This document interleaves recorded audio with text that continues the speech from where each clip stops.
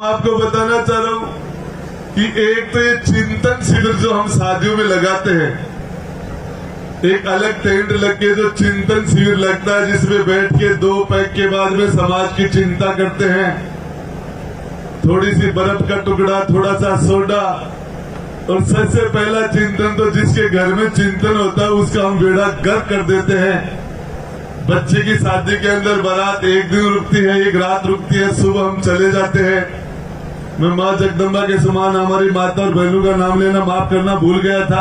आप भी विराजे हैं, हमारी महिला सरदार।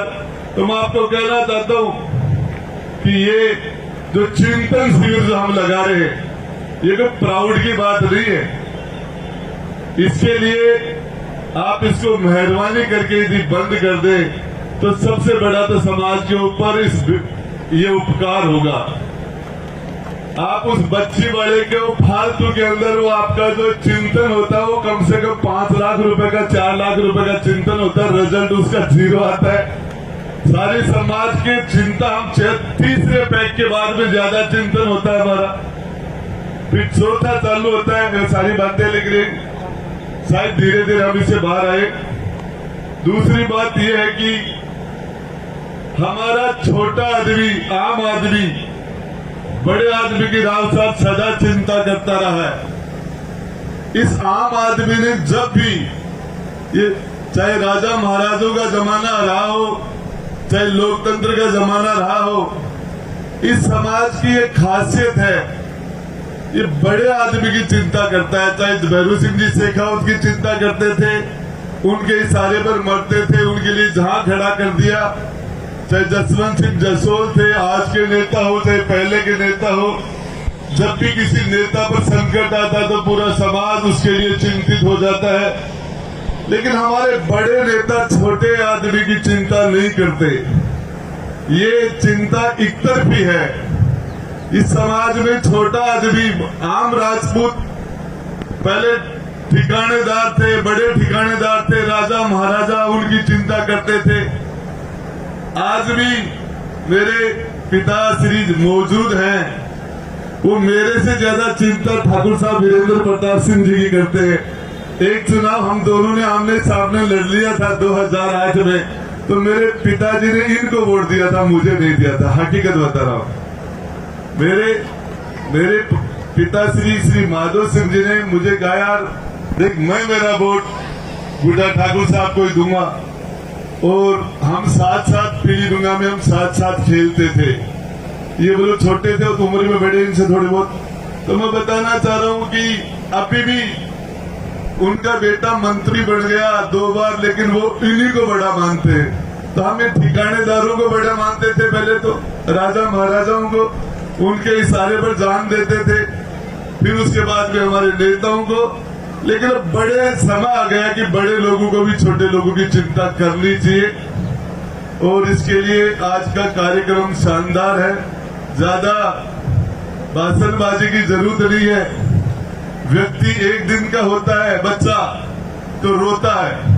वो इसलिए रोता है कि उसका माँ के पेट में जो खाने की जो व्यवस्था थी, वो बाहर आते ही वो खाने की व्यवस्था चेंज हो गई। उसका खाना नाल से चलता था, बाद में मुंह से खाने का सिस्टम डेवलप नहीं हुआ और वो बच्चा भूखा है। इसलिए एक दिन का बच्चा रोता है, 1 या 2 साल का बच्चा खिलौने के लिए रोता है, 4 साल का बच्चा स्कूल नहीं जाने के लिए रोता है, 8 साल का बच्चा होमवर्क नहीं हो रहा इसलिए रोता है, 15 साल का बच्चा इसलिए रोता है कि नंबर कम आ गए, घर वाले डांट रहे हैं इसलिए रोता है, 20 साल का नौकरी के लिए रोता है, बाद में शादी के लिए रोता है, शादी यदि मन वापिक नहीं हुई तो रोता है, शादी होने के बाद बच्चा नहीं हुआ तो रोता है, बच्चा काबिल नहीं हुआ तो रोता है, बच्चा ज्यादा काबिल हो गया, अमेरिका चला गया, फोन करके संभाले नहीं तो रोता है।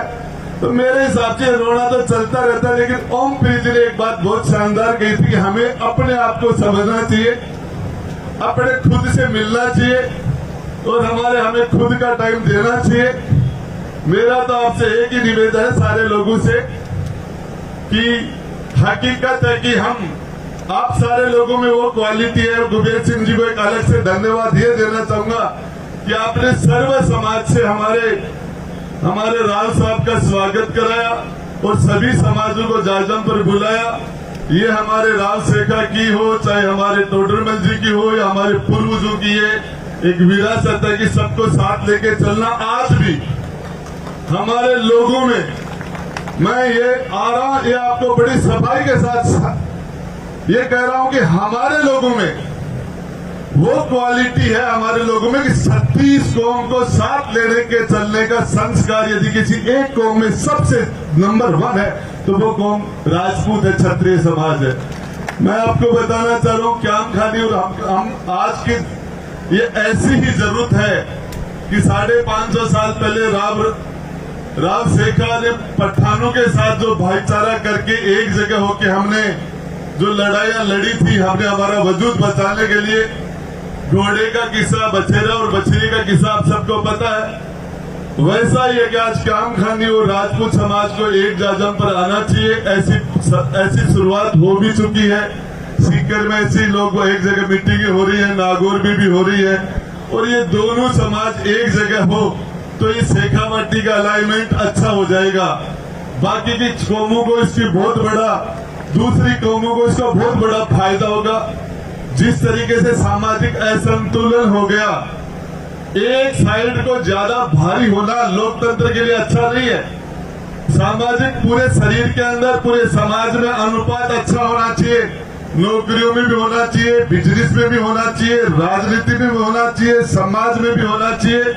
समाज का अनुपात बना रहे, इसके लिए राजपूत और क्याम खानी समाज को एक जाजम पर आने की वक्त आज के जमाने की जरूरत है। पहले कुछ भी रहा होगा, ये सारी बातें हैं।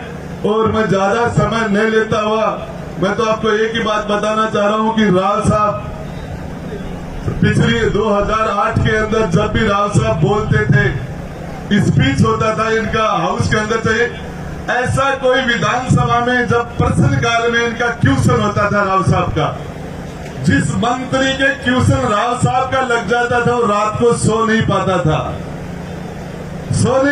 वो चिल्ला के अपने पीएस को, अपने सेक्रेटरी को अपने कहता था कि अरे तेरा दिमाग खराब हो गया, क्वेश्चन राजेंद्र सिंह साफरा का लगा, मेरी खाल उतार लेगा वो, तो तैयारी करवा मेरी। इनके प्रश्न के बाद में मंत्री का चित्त होना तय था।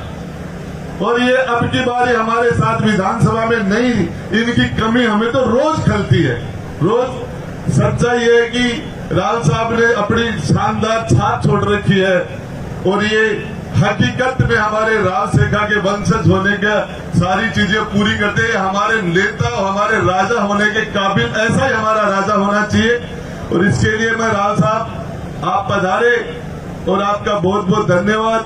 ये रहा सवाल, ये 1500 बीघा गौशाला को देने का, कंवर नरेंद्र सिंह के नाम से एग्रीकल्चर कॉलेज है हमारे जोबनेर में। उन्होंने 1500 बीघा कच्ची जमीन है, पक्की नहीं है, लेकिन हमारे कुंवर नरेंद्र सिंह ने 3500 बीघा जमीन जोबनेर में एग्रीकल्चर कॉलेज को देके एग्रीकल्चर कॉलेज बनाया। उनके नाम उनकी यूनिवर्सिटी में उनका नाम देने के लिए हमारे राव साहब ने जो संघर्ष किया, जो बीड़ा उठाया और उसको पूरा करवाया, उसमें राव साहब का बहुत बड़ा हाथ है और इनका रोल था। और यही नहीं, हमारे दुनिया भर के किस्से हैं, इसमें त्याग के अंदर, वीरता में, दातारी में कोई भी मुकाबला नहीं, चरित्र में कोई मुकाबला नहीं, ईमानदारी में कोई मुकाबला नहीं, और होनेस्टी के अंदर चाहे ले लो चाहे त्याग, किसी भी चीज में समाज का कोई मुकाबला नहीं। और मैं इतनी बड़ी तादाद में आप सारे लोग आए, आपका बहुत बहुत धन्यवाद। शायद मैं ज्यादा बोल गया, लेकिन अब राव साहब को सुन लेंगे हम सारे, और मैं भी उन्हीं को सुनने के लिए आया हूँ। आज के इस शानदार आयोजन करने के लिए मैं कुबेर सिंह जी और नथु सिंह जी के ट्रस्ट, नथु सिंह स्मृति संस्थान को, इस पूरे सदस्य को, सभी को बहुत बहुत धन्यवाद देता हूँ। जय श्री गोपीनाथ जी की।